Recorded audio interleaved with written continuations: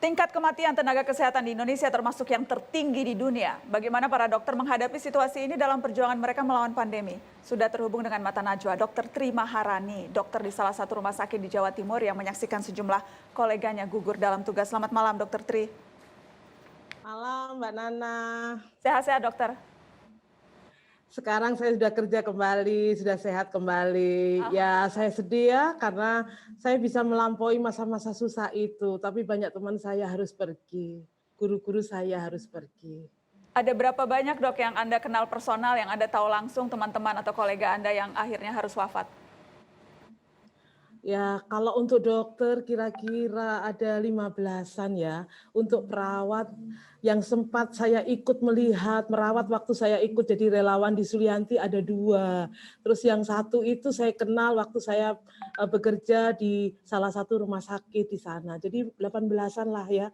Jadi saya sedih karena saya tahu kisah-kisah mereka waktu saya ketemu berapa puluh tahun yang lalu dan cerita-cerita tentang mereka begitu ya. Saya sedih sekali kalau ketika mereka meninggal saya tidak bisa melihatnya dan kalau orang COVID kan kita tidak bisa melihatnya ya Mbak ya. Sedih banget kan? Mhm, mhm. Apa tanggapan Anda misalnya, dok, soal kita tahu ada politisi yang bahkan tidak percaya angka kematian para dokter, meragukan data kematian yang muncul dari ID. Saya ingin tahu tanggapan para dokter ketika kemudian ada yang bilang, nggak mungkin nyampe segitu angkanya, nggak nyampe seratusan. Tanggapan Ya, Anda kalau mendengar saya soal paham. begitu? Saya paham karena mereka tidak ikut menghitung, tidak ikut melihat orang yang sakit itu, tidak ikut merawat. Seperti tadi saya cerita, ada 2 orang perawat yang sempat saya ikut merawat ketika masih jadi relawan di Sulianti Saroso. Jadi saya tahu sendiri bagaimana kondisinya di ICU. Bahkan salah satu perawat itu saya geledek sendiri untuk pindah ICU dari ICU lama Sulianti ke ICU baru Sulianti. Nah, mungkin teman-teman yang sekarang nonton dari Sulianti masih ingat hari itu ketika saya ikut memindahkan pasien-pasien ICU lama ke ICU baru. Jadi mungkin kalau ada yang berpendapat begitu, saya kira dia tidak ikut menghitung. Sedangkan saya dari awal ini sejak Januari sudah melakukan banyak hal sebagai preventif promotif, kemudian jadi relawan, sampai saya sendiri menjadi salah satu pasien COVID dan akhirnya menjadi survivor COVID-19 ini, Mbak. Jadi kalau memang tidak percaya, monggo kita hitung sama-sama. Mari kita kerja sama-sama di rumah sakit itu dan berjuang di sana. Pasti akan tahu bahwa kami tidak bohong. Dan untuk apa juga kami bohong? Karena ini nyawa. Kalau nyawa itu hitungannya lain ya. Tadi dengarkan teman-teman dari RSUI saya sudah puluhan tahun berjuang untuk gigitan ular. Apalagi untuk COVID-19 ini ya yang sifatnya sangat cepat merenggut nyawa dan sifatnya pandemi. Dokter Tri, saya dengar bahkan pada saat positif pun Anda dapat komentar publik yang mempertanyakan kok dokter bisa kena. Ada komentar-komentar seperti itu, dok? Ya.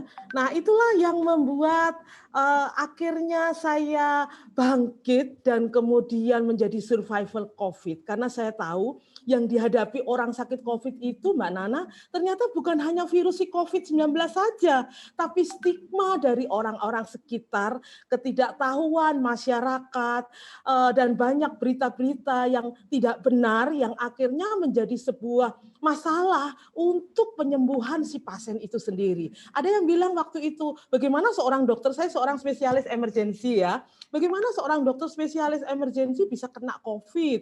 Nah, saya jawab begini, karena saya bekerja di UGD setiap hari, bahkan 24 jam kalau ada konsulan saya harus datang, itu artinya resiko saya untuk terpapar virus ini sangat besar, lebih besar daripada semua orang lain ataupun nakes yang lain yang tidak berhadapan langsung di barikade terdepan, yaitu di unit gawat darurat seperti saya. Tetapi tidak semua orang paham kan, karena mereka juga tidak paham unit gawat darurat itu kayak bagaimana kalau tidak bekerja di sana.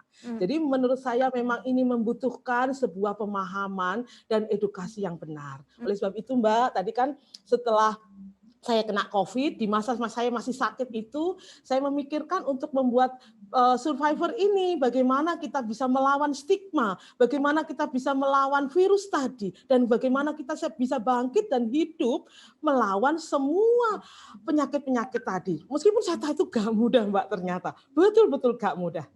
Spesifik soal dokter-dokter yang kemudian akhirnya harus tumbang begitu, yang kemudian akhirnya nyawanya tidak bisa tertolong. Ada kalau misalnya dianggap itu kan hanya angka saja, tapi ada yang belum bisa membuat hubungan yang jelas. Apa akibatnya kalau dokter-dokter yang sudah puluhan tahun bekerja ini, spesialis yang hebat-hebat ini, kemudian akhirnya harus meninggal, mereka tidak bisa melihat dampaknya ke publik secara luas, dokter. Boleh dijelaskan? Iya, saya kan ikut menghitung berapa dokter yang meninggal ya. Itu sebagian besar orang-orang hebat, ada yang profesor, ada yang dokter spesialis, ada yang dokter umum, dan setiap mereka mempunyai hal-hal unik dan khusus. Mereka ini sebuah nyawa dan seorang manusia yang mempunyai sebuah kemampuan khusus. Anggap aja satu dokter di Indonesia itu melayani 1.000 pasien. Kalau 100 lebih dari dokter itu meninggal, berarti tinggal ngali aja, Mbak. 1.000 kali 100 berapa? Berarti berapa orang yang tidak akan terlayani? Apalagi kalau dokter itu zaman saya dulu, satu kecamatan tuh satu dokter. Karena puskesmas kan di kecamatan tuh ya. Jadi anggap aja berapa orang yang ada di kecamatan itu. Kalau di kecamatan itu ada 20.000 orang, berarti dia kehilangan satu dokter. Dokter yang meninggal ini semua itu aset negara loh, Mbak. Indonesia itu asetnya bukan hanya emas, minyak, bukan. Asetnya adalah sumber daya manusia, yaitu kami para dokter juga aset negara ini. Mereka mempunyai ilmu-ilmu yang susah dicari juga. Mereka mencarinya dalam jangka waktu yang lama. Butuh pengorbanan, butuh uang, butuh segala macam hal, waktu, dan juga ketekunan yang luar biasa. Saya ngomong gini karena saya sekolah seperti ini juga hampir 30 tahun, Mbak, mencari ilmu untuk nolongi orang-orang yang sakit itu. Artinya ketika satu orang saja meninggal, maka bangsa kita ini sudah kehilangan aset negaranya, Mbak. Bangsa kita ini sudah kehilangan sumber daya manusia yang hebat. Apalagi ini sudah lebih dari 100. Ini bukan sekedar angka, tetapi ini adalah aset negara kita yang hilang. Mungkin kalau itu digomongkan hanya sebuah nama, kita tidak berpikir itu sesuatu yang penting. Tapi kita ketika sudah ngomong itu aset negara, apalagi ini orang-orang istimewa dengan keistimewaan khusus. Saya ngomong saja guru saya, salah satu yang meninggal adalah Prof. Mulyo Hadi Ali dari Universitas Brawijaya Malang ya. Dia adalah ahli farmakologi toksikologi, Mbak. Untuk mencari orang seperti dia butuh waktu minimal 30 sampai 50 tahun. Baru ada lagi Prof. Mulyo Hadi Ali. Nah, itu belum lagi yang lain. Ada Prof. Iwan, ada segala macam ya. Saya kira untuk mencari orang-orang seperti itu kita butuh ratusan tahun. Kita rugi banyak ini, Mbak. Jadi, saya sendiri ngalami sakit ini, Mbak ya. Jadi saya tahu sendiri betapa perjuangan ini sangat tidak mudah. Dan kita akan kehilangan banyak hal kalau membiarkan tenaga kesehatan, baik itu dokter, perawat, bidan, dokter gigi, atau nakes yang lain itu meninggal begitu saja karena COVID ini. Karena hal-hal yang sebetulnya bisa kita cegah, kita bisa preventif, promotif, bahkan mungkin kita bisa melakukan banyak hal untuk membuat para nakes ini tidak mati.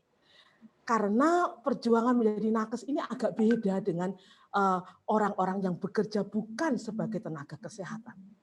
Kami bekerja untuk dokter itu di bawah sumpah, Mbak. Mungkin tidak banyak profesi yang bekerja di bawah sumpah. Itu artinya kami mendedikasikan hidup kami ini kepada kemanusiaan dan kepada Tuhan. Nah, itu artinya gak main-main, Mbak, kami bekerja itu. Bukan hanya untuk uang, untuk jabatan, bukan. Ya. Tapi untuk nyawa orang lain dan pertanggungjawaban kami kepada Tuhan. Baik. Nah, itu saya rasakan sendiri, Mbak. Kayak gitu loh, Mbak Nana.